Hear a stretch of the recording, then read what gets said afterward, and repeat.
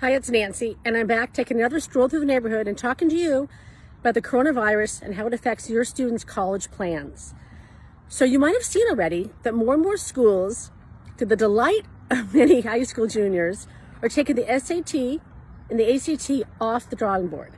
So for more and more schools, your student does not have to take those tests in order to apply and get into those schools. Not so sure if other schools are going to join suit. Not so sure if this is going to last permanently, but for right now, if you have a junior, those tests are off the table, which is bringing up a lot of questions for the future.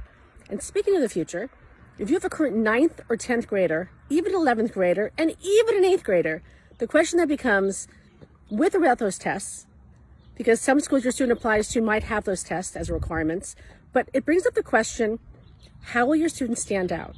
Without those tests, you have so many more opportunities to get into schools based on who they are in addition to their academics, or even in spite of their academics.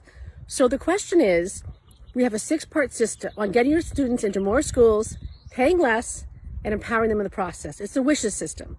So the element that comes in question with this is the I, the inventory of achievements. What has your student done? What can they do now based on exactly who they are that'll help them get into more schools that's uniquely them? Is it a great community service project? Is it something else that they're passionate about that they can dive into deeply now? Because now they have an opportunity. More schools are giving them a chance to stand out, get into schools, not based just on academics, but on more of who they are. More, as we call it, a holistic approach. So let's back up. The W for the wishes system is who is your student. Their challenges, their goals, their interests, their passions, their strengths, their weaknesses, all of that. That's what you build a plan around. The I, inventory of achievements. What have they done? What are they going to do? And how do they blend their interests to giving back and standing out? S, strategy, depending on what your goals are.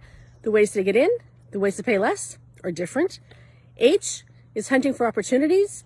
E is empowerment, which is what happens when your student has skin in the game, gets into schools, wins money for schools, lowers the cost of schools based on exactly who they are. And S, saving on college and more success in life. So the question is, with this change in admissions tests, what is your student going to do today? What can you think of to help them do today? And what have they already done that they can dive into even deeper, creatively, of course, during the coronavirus? But how can they stand out being exactly who they are? Think about it. Ask me your questions. Stay safe. Stay 6 feet apart.